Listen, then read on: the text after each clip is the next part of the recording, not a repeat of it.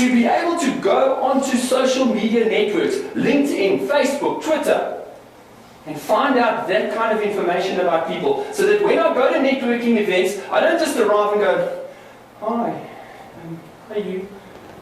Hi, so I see you're an engineer. Hi, nice to meet you, because I've researched you. Hi, I see you play tennis. Do you know what I was telling you about? You understand what I'm saying? You can use it to research, to find out information about people. You will be astounded at what you can find out. And that's why I'm saying, I go back.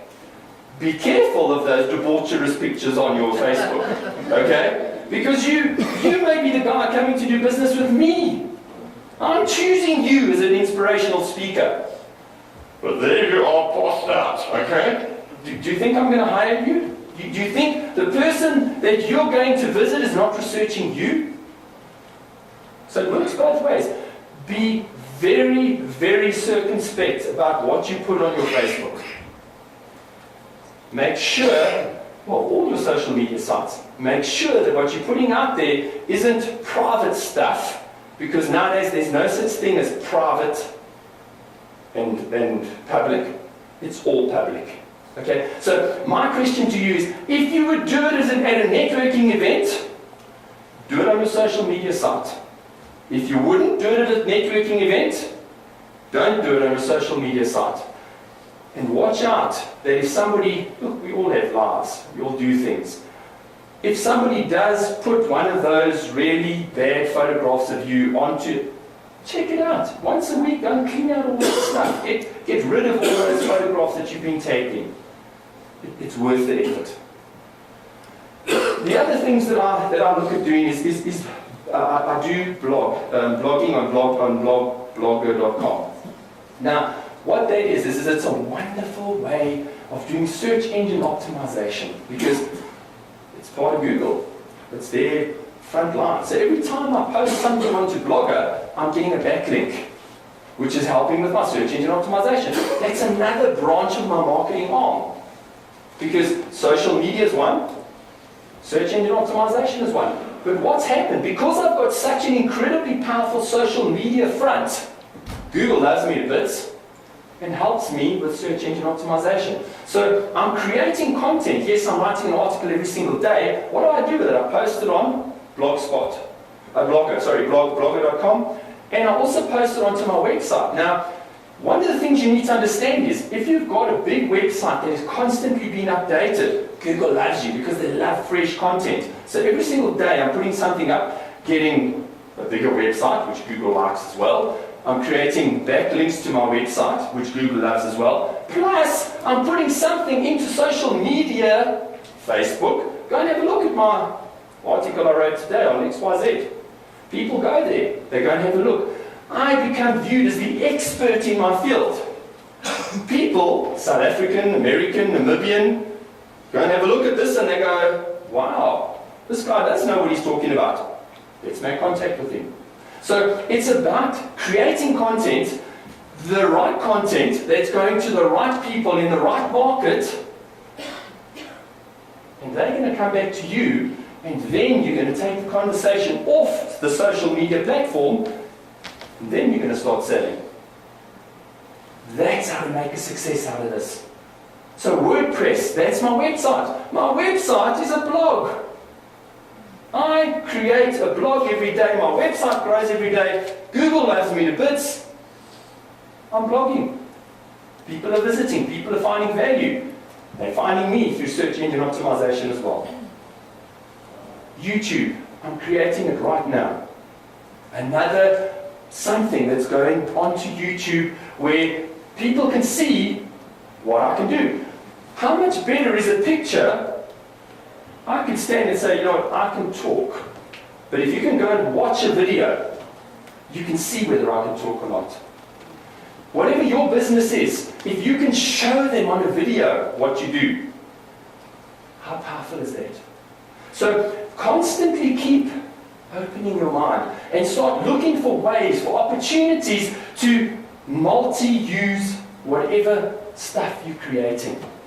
Because that's the way you become successful, is by using your material to attract the people, to create the interest in the market, and then they come back to you. But you've got to be talking to the right people, because it's no good I'm spraying my message up the front here and the lady in the back's the one who wants it.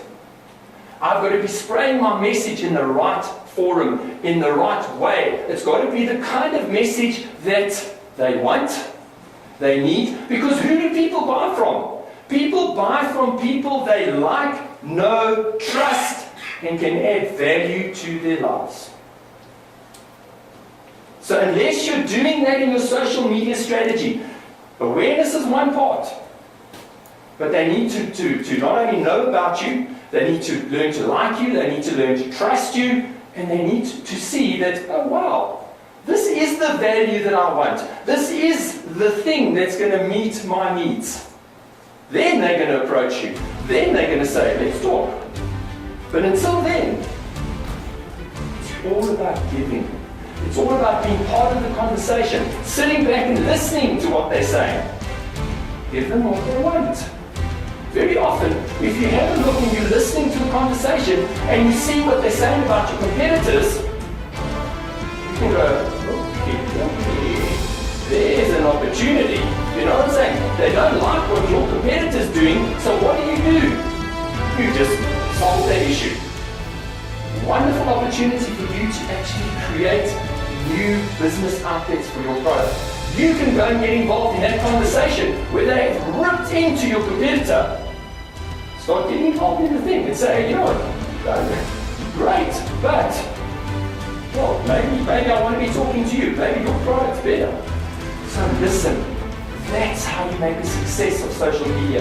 Listen and know where to respond and how to respond. You know, a genius without a roadmap will get lost in any city. That's the truth. Whereas an average person with a plan, with a map, will go directly from where they are to where they want to go. And the same is true about your social media strategy. If you don't have a plan, you're going to arrive somewhere 5 years from now. I just don't know where the heck that is. Okay? But if you've got a plan, and you know what you're doing, and you're measuring it, because remember, what gets measured gets done. So if you're measuring it, you have a plan, you're consistently testing. Is it delivering what I want it to deliver? If it is, keep doing it. If it isn't, change it. So you must have a plan, a strategy, objectives. Know where you are, know where you want to go, develop a plan to take you from one to the other.